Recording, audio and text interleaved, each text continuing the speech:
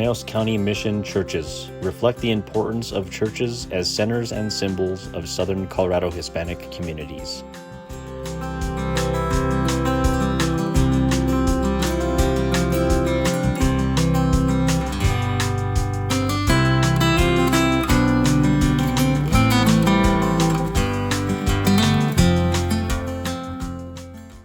My name is Alonzo Salazar, and I was born and raised here in Los Alces. So we are here today at the Church of St. Anthony. It's a mission church in the St. Joseph's Parish, which is based out of Capilene, Colorado. La Capilla de San Antonio de Padua incorporated a wall of the original church, and construction began on this adobe chapel in 1928. It is the only remaining public community building representing the village of Los Alces. This building is still used by the community for special events, community gatherings, and masses celebrating special religious events.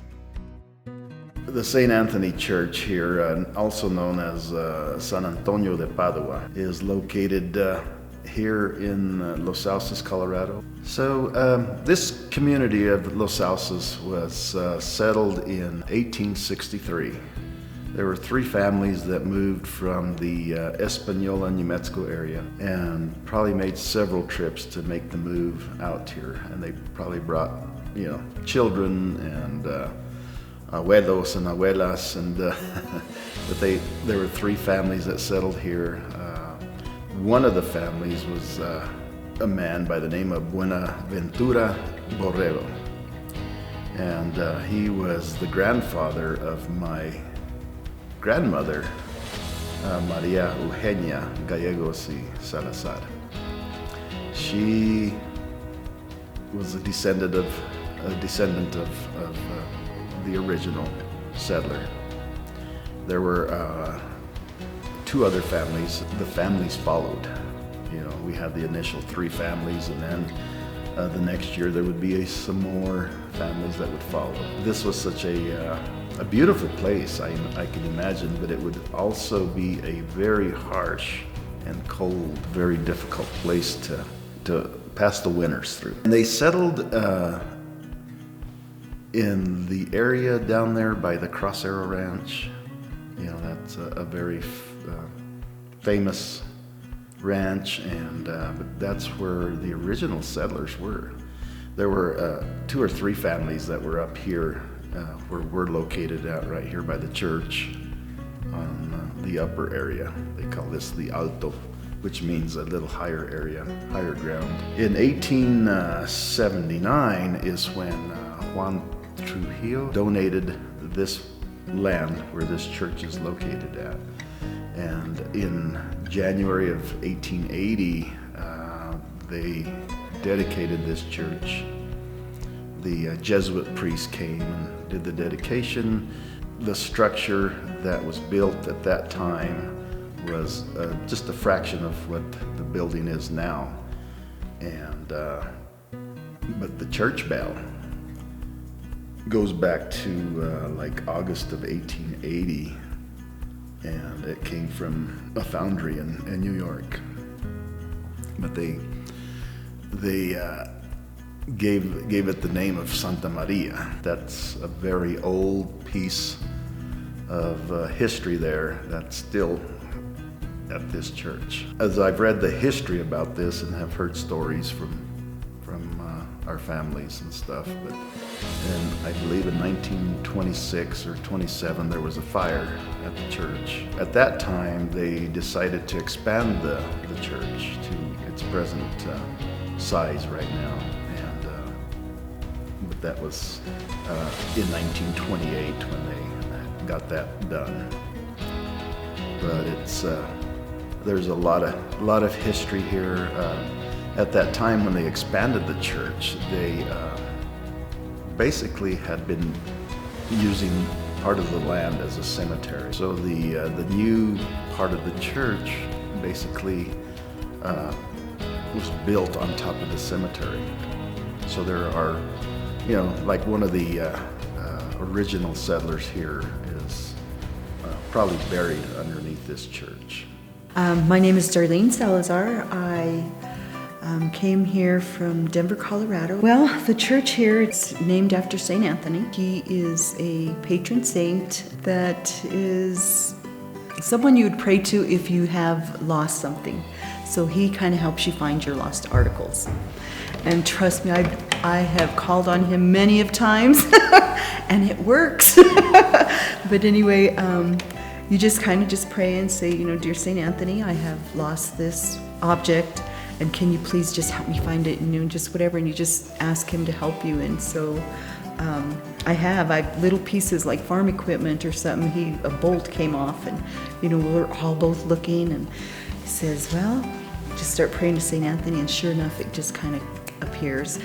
We have church once a month. It's the fourth Saturday at 3 o'clock in the afternoon, and that happens only once a month.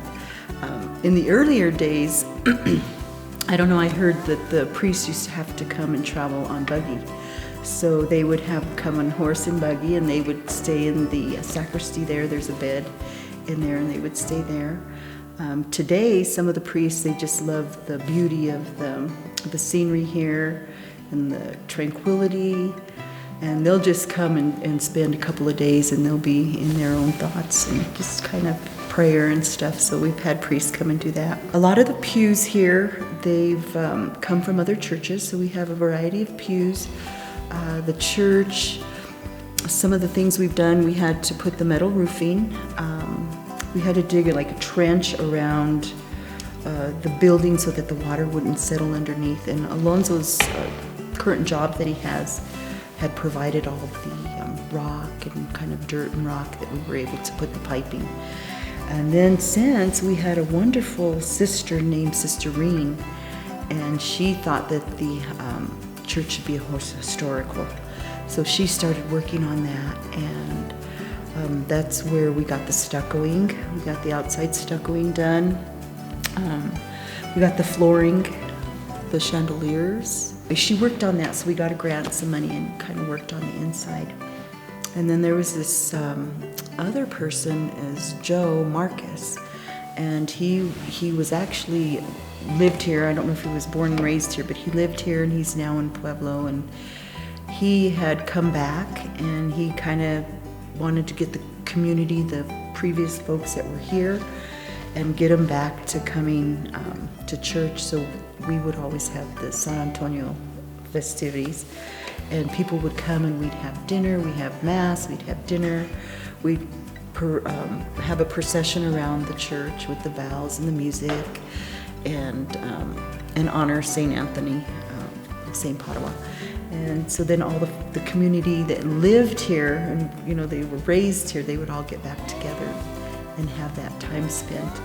And so through his effort in getting a message out to all the people of this community through a brochure called Que Pasa, people would know when somebody got married, when somebody graduated, when a family, and they just kind of get history of each other. And so they would donate money, and we have some plaques set up on the wall here.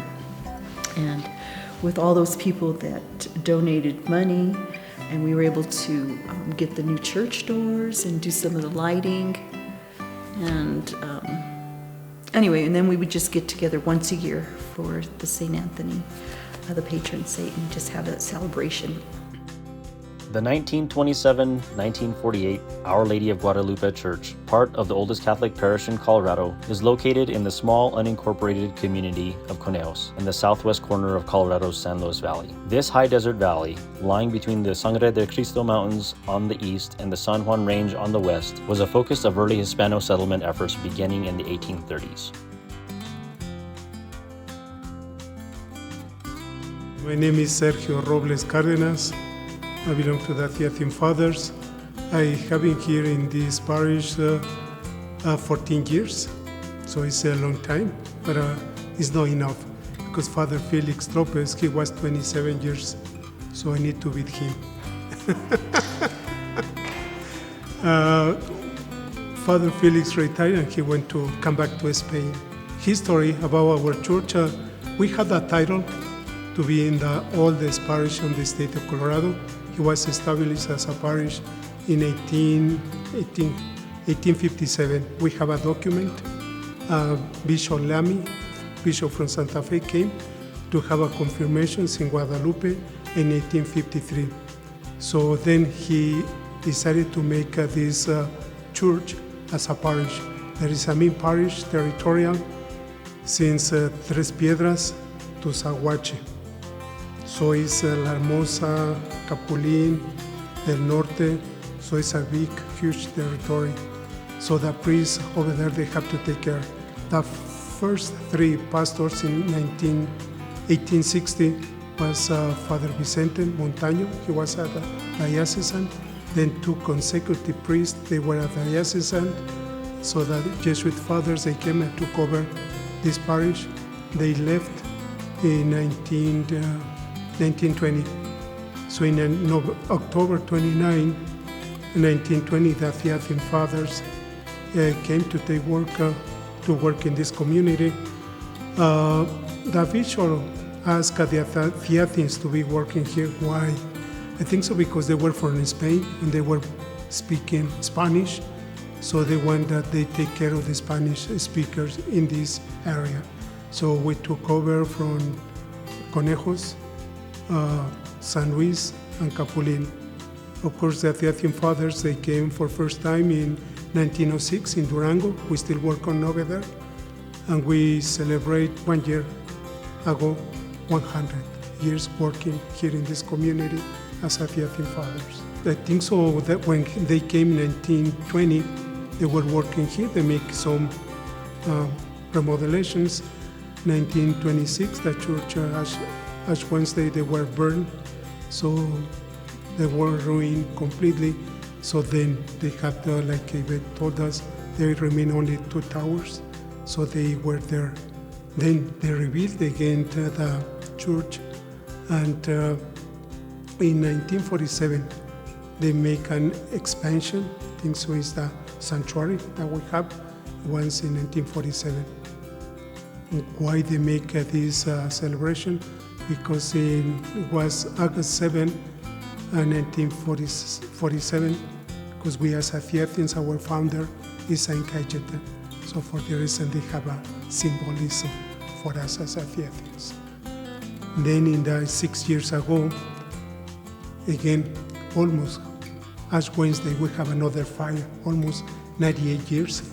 We have another fire, and they burned the restroom.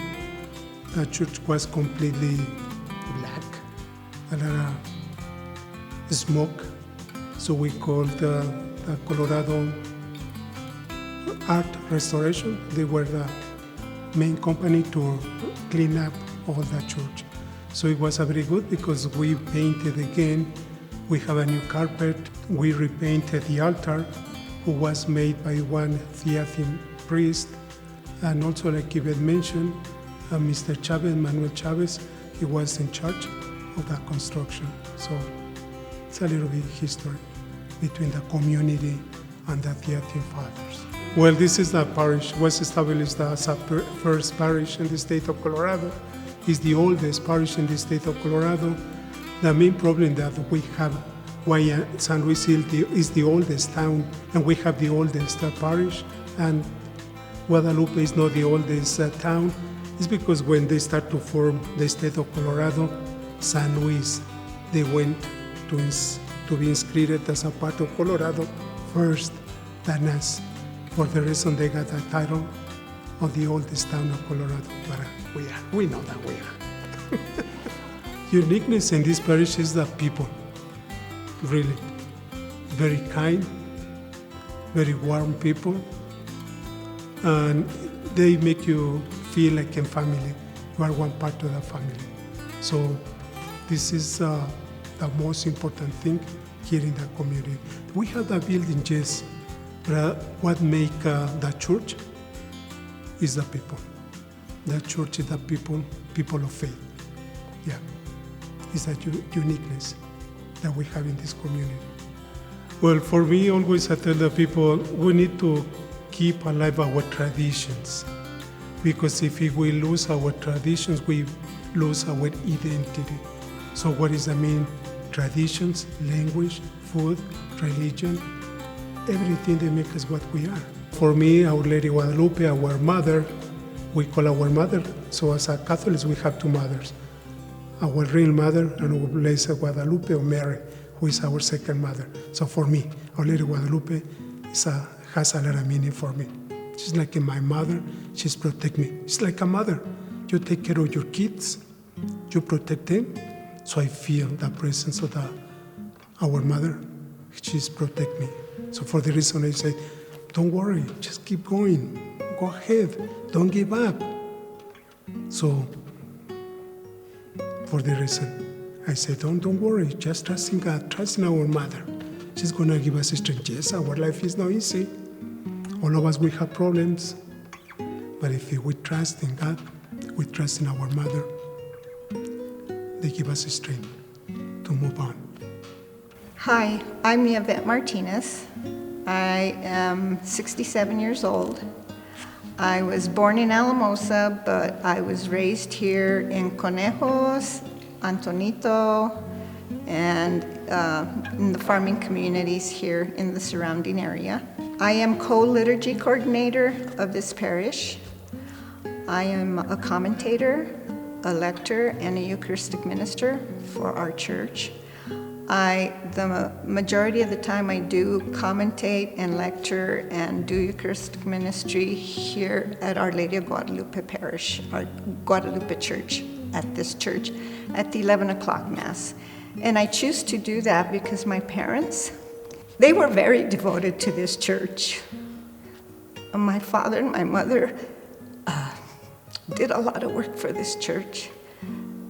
They decorated, they were mayordomos, they took care of all the different seasons of the church. So that's why I specifically designate this my church, because of my parents. The construction was more adobe structure, more a Hispanic type of building. As years have passed, it has been remodeled but the initial, it's still original. So, it's more of a Hispanic type atmosphere, or that was built. The initial building, I believe you would call it, is on the north section because our church is established on a whole block. And the initial church is established on the north part of the block. And there's two additional buildings that are to the south of the church, which I believe are not part of the significance of the history of the church, but they're part of the parish, which is our parish hall, and our labyrinth that is being worked on, which is an exceptional project that the church has done in reference to not only the community, but for vacationers and people traveling through and stopping to visit our church, they will be able to visit our labyrinth and have prayer there, which is great. One of our elder parishioners who passed away many years ago left funds to be used for this parish. And that's where some of the money came from to start the labyrinth. Our main fiesta is in December, is when we celebrate our Virgen de Guadalupe. And years ago, it hasn't been done for a few years, we used to have a play. And it was when Our Lady of Guadalupe appeared to Juan Diego. That's when our fiesta is. And we used to have a procession from the stop sign and having her statue being carried into church. And we even have a contest, or kids collect money, and the one that collects the most money becomes the queen for the year, and the king for the year for our fiestas. Our community does great in reference to supporting our parish and and supporting Father Sergio. We've been fortunate. We've been fortunate with Father Sergio, with Father Felix, many other priests also, but we've been very, very fortunate. It's a community that loves one another. I know in any community there's people that don't get along, but all in all, we do help each other. You know, we help each other and we help Father. And that's the only way that this parish is going to survive, is if we do help each other. St. Joseph's Church, a historic Catholic religious facility, is located in the small, isolated, unincorporated rural community of Capulin on the western edge of the San Luis Valley in Colorado. St. Joseph encompasses a sandstone Gothic Revival-style church built in 1912-1913, and later chapel, rectory, and convent additions completed between 1930 and the 1940s. Here's my father, Dennis Lopez. My name is Dennis Lopez, and I am a native of this community, Capulin, Colorado. And I'm a native because my great-grandfather was one of the founding fathers of this community. So as a family, we have a long-standing tradition and history of being community members and being very much involved with this Church of St. Joseph Parish. I'll begin with a story about the founding of the town of Capulin. 1832, the Conejos land grant was granted to 40 families. They established the first town of Guadalupe, and then some moved north and came up to this area with the La Jara Creek and the Alamosa River. And the first town was established in 1858, but the homes were built out of poles, upright vertical poles called jacales. In 1863, in the spring, fire started and all the homes burned down.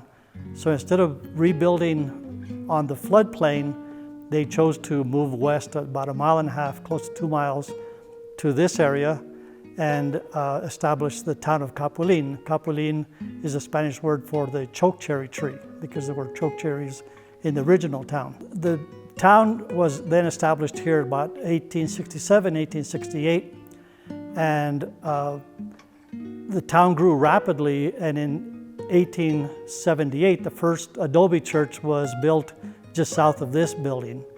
And again, because of the growth, 10 years later, in 1888, the church had to be expanded to accommodate the people.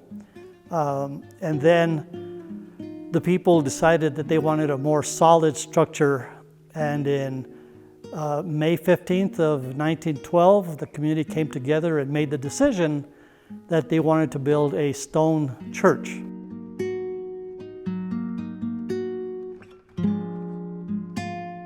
Immediately after they made that decision, they identified the hillside where they were going to cut the stone, which is about 10 miles west of here in a place called Hot Creek, or La Agüita in Spanish.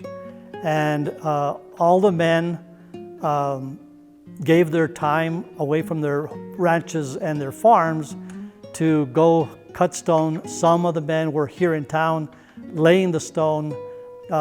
Even the teenage boys were recruited, and the younger boys were recruited because the cutting of the stone was done with wire, and so little kids were pouring water on the cut to keep the wire cold instead of letting it heat up and break. And the other young boys were here in town with the other men, and they were the ones that were mixing the mortar and doing that work. So the women were in charge of running the farms and the ranches as well as the households.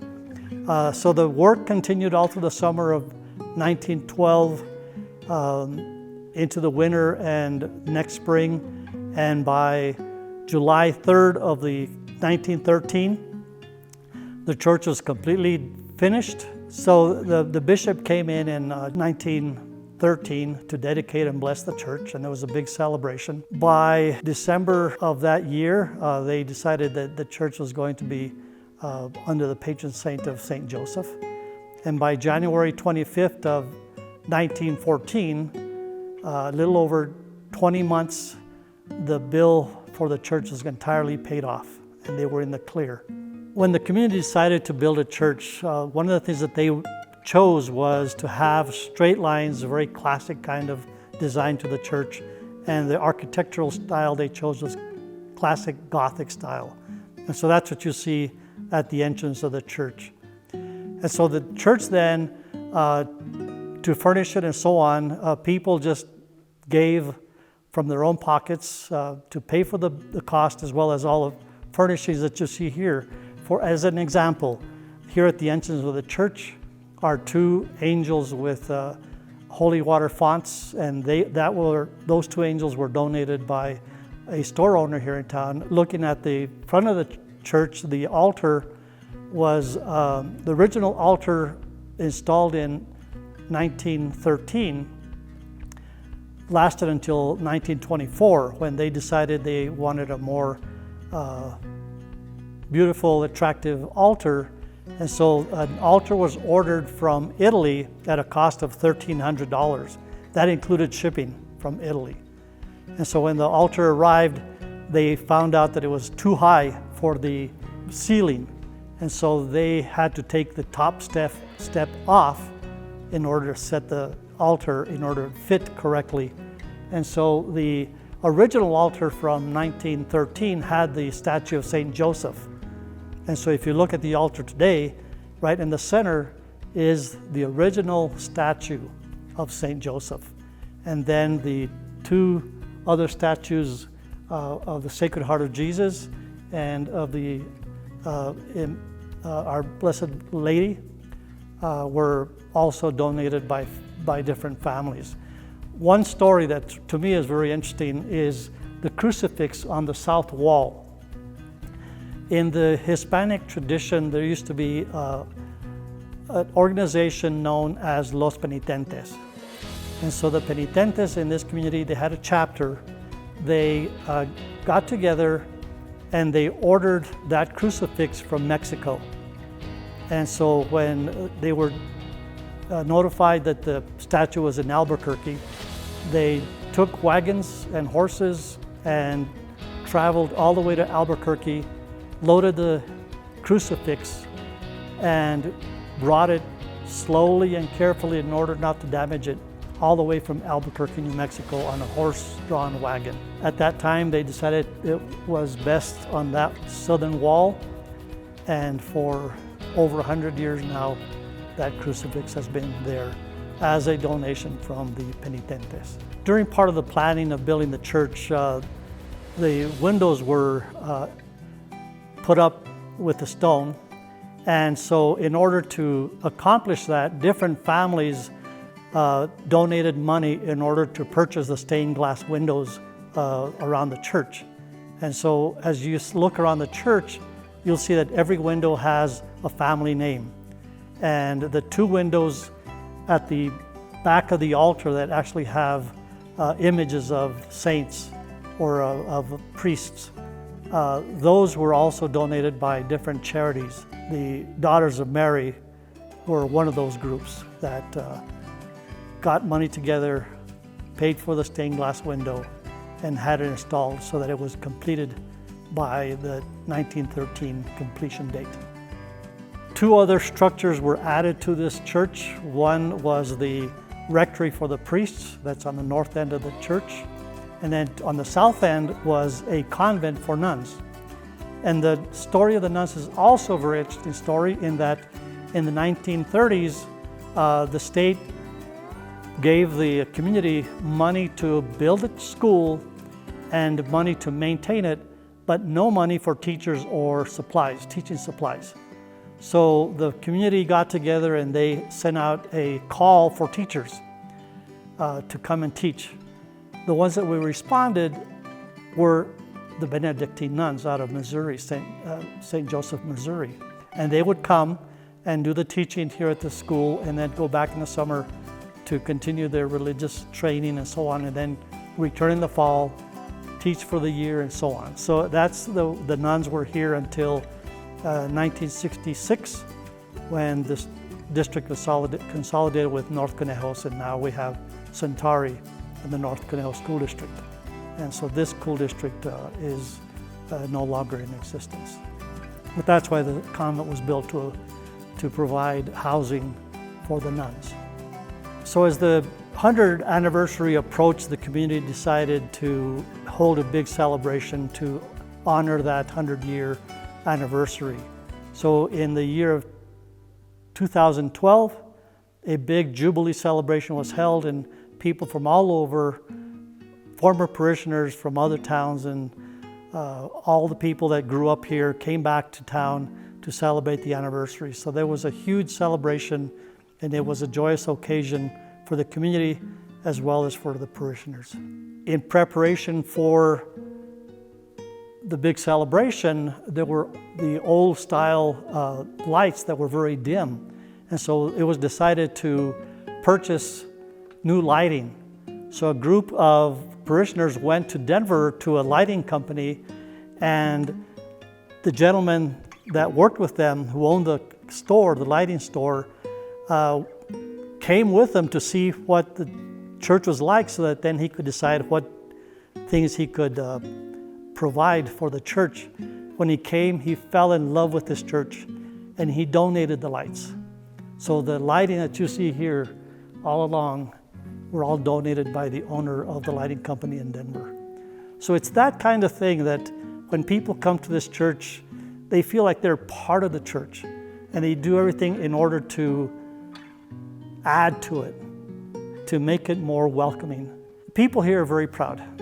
Having been born and raised in this community and being a cradle Catholic, and having learned all of my values and morals, and the way that people treat each other is something that I treasure, because it's the way the community raised their children. Was you donate, you contribute, you feel a part of this large family, and maintaining the church is really important to the people here. And so that's why you see that the grounds, the building itself, are very well maintained, and that's because of that deep-seated feeling of pride and belonging.